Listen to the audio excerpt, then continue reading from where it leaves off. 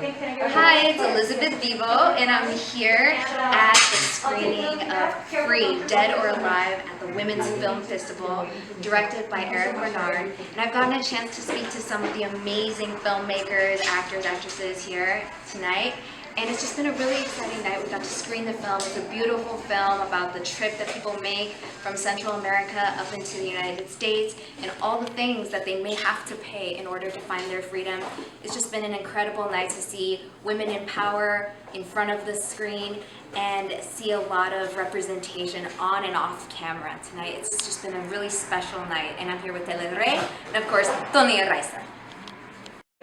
Here I am with Diana Daly. We're here at this Women's Film Festival, and here we have the woman herself, the mom of the Coyote. Yes. How was it, this whole experience for you? Well, very exciting, very unexpected. I think everybody's already mentioned, being caught in the snow. This one night we got to the hotel, no power, of course no coffee, no breakfast, and they took very good care of us and took us to another hotel.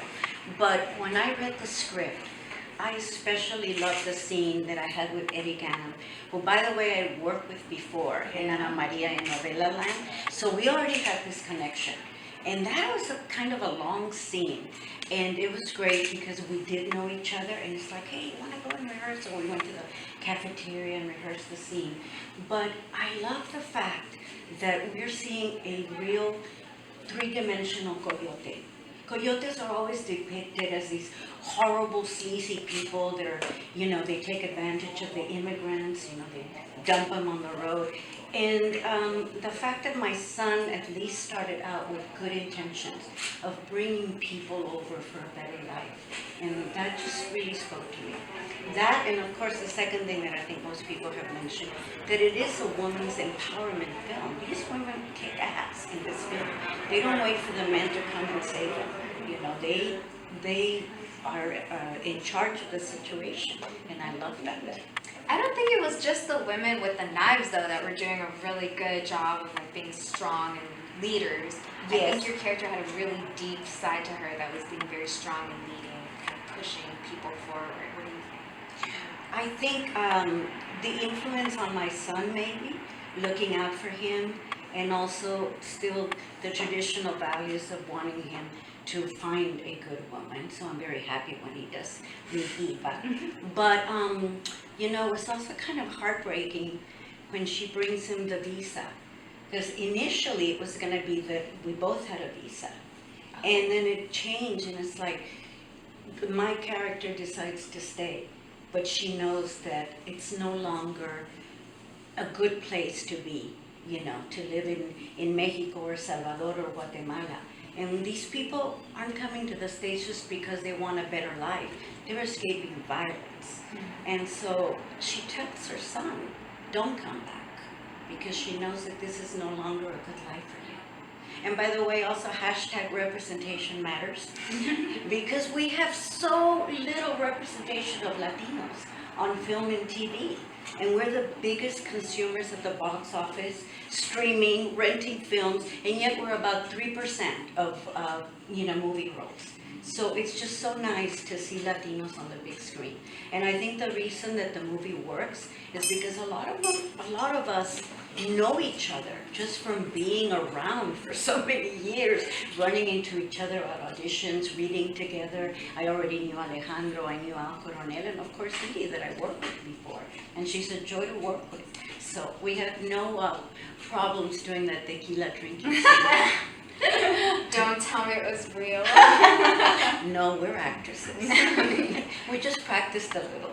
Well, it's important that you said that, personally, my mom came from El Salvador here.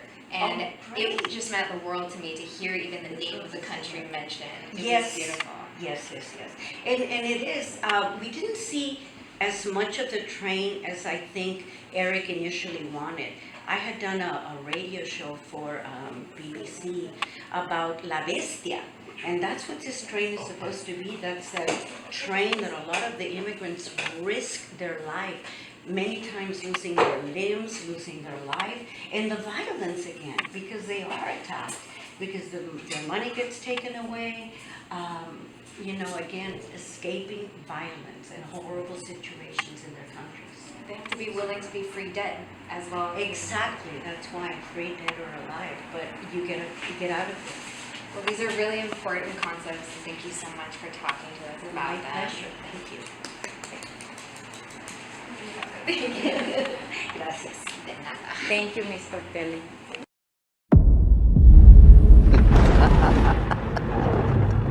How much are you and your family willing to pay to get to America?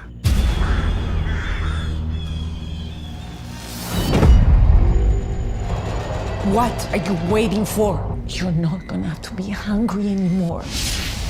All you have to do is say yes. Now put on your dress, and the guards will escort you to the altar.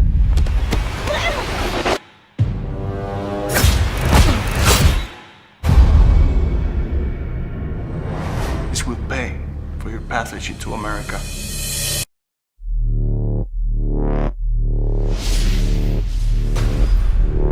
What do you want? To get to America. Everybody follow me. Hey! Get in. I won't ask again. The cartel's tracking you. What do you think this is, some kind of game? Why is there a small army after you?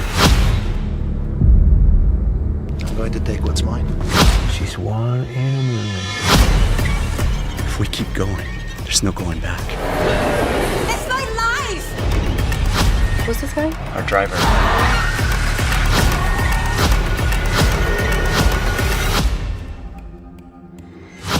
I'm going to be free.